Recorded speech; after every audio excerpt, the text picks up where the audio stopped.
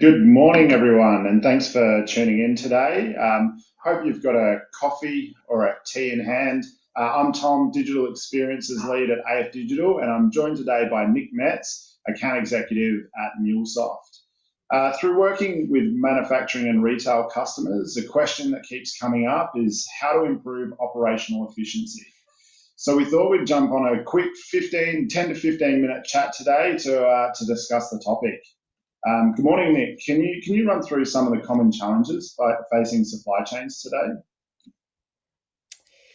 Yeah, good morning, Tom. Good morning, everyone. Great to be with you all today. This is something that's coming up nearly every day in conversations I'm having with customers. I think one of the things we're all probably feeling a little bit at the moment is delays with shipping. You know, we've all been online trying to order our Christmas presents, and sometimes those are taking a little longer than we might have hoped. But there are other things happening as well. You think about material shortages, particularly in like the construction industry, as well as worker shortages as well. So I know a lot of companies are struggling to get workers to help fulfill a lot of these supply chain challenges at the moment as well. But if you think about what's underpinning all of this, one of the key challenges we're seeing is around some of the older legacy technologies in place that are slowing down the entire supply chain, making it really difficult for companies to share information between each other that they rely on to make things flow smoothly. I guess, Tom, it's an interesting one. Like, you can think about the challenges, but you can also think about the opportunities that come from this. And one of the ones we're seeing a lot of is automation. So a lot of you out there have probably heard of Industry 4.0. There's technologies like IoT, robotics, or RPA, and even some things like 3D printing that really can help address things like those worker shortages and automate some processes along the supply chain that really has the potential to save companies a lot of money.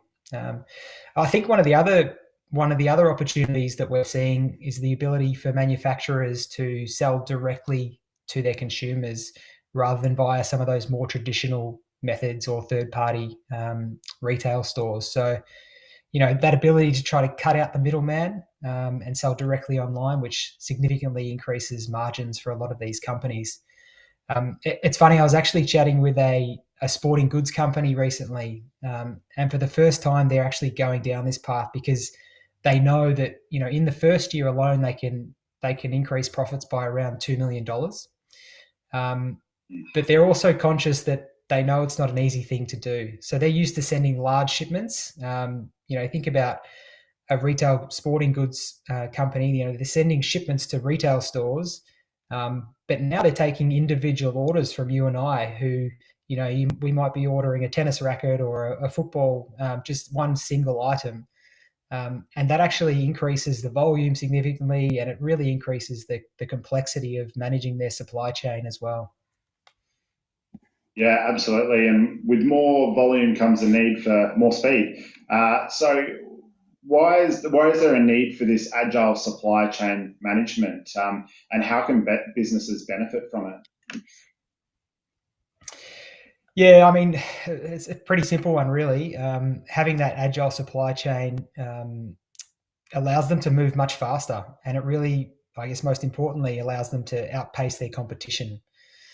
I think a good example of this is if you think about a traditional bricks and mortar retailer. During COVID, they needed to quickly transition and move to predominantly online sales, and they needed to be agile to be able to do that and to build those new services or customer experiences to outpace their competition and drive more of those sales.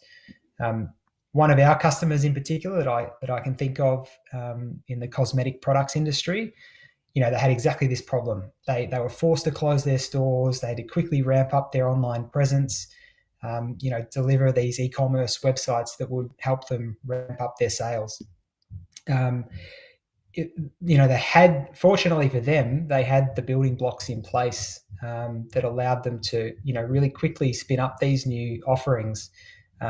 by connecting different systems across their supply chain.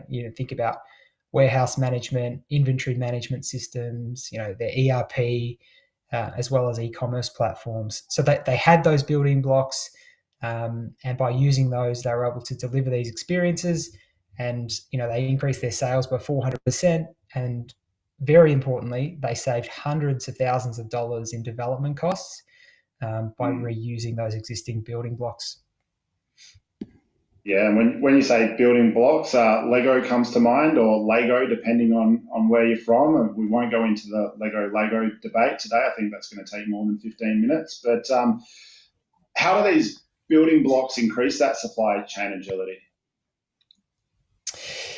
Yeah, Lego building blocks it's a good way to visualize it. Actually, having young children, I see how they move those things around pretty quickly every day. So, let me just briefly explain, I guess, API-led connectivity first, and what that really means.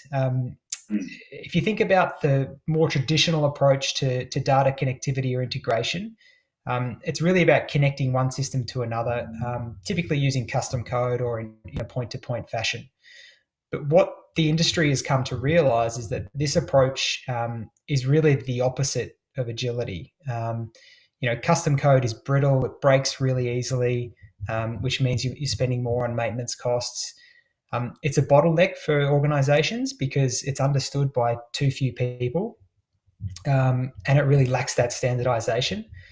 And then thirdly, it's really rigid, which means it's hard to change. You get stuck and it slows down, project delivery.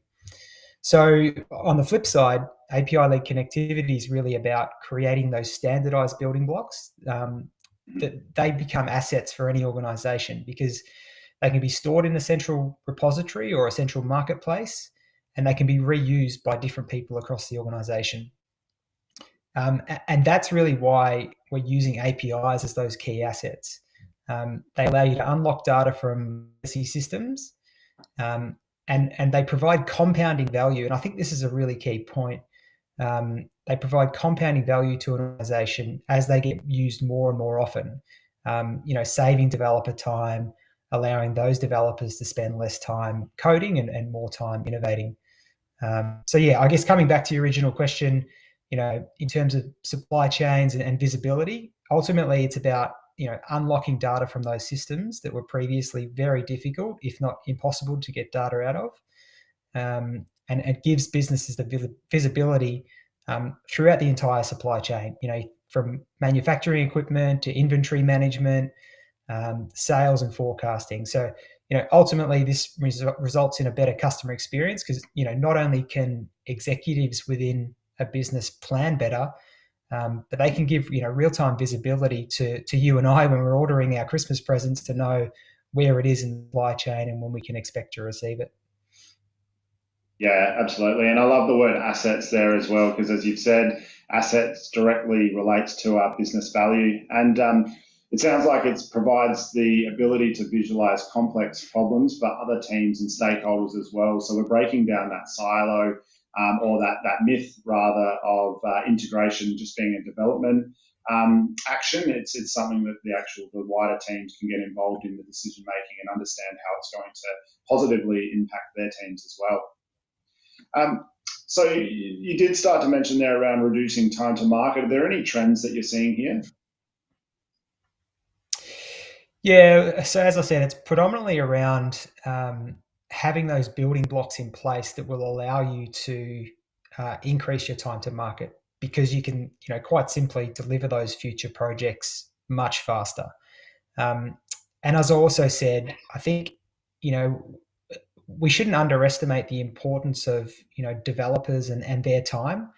If we can allow them to spend less time on these mundane sort of repetitive tasks, they can focus on more innovative projects, which will ultimately allow, organizations to deliver these new offerings and reduce their time to market. So I think that's a really key point.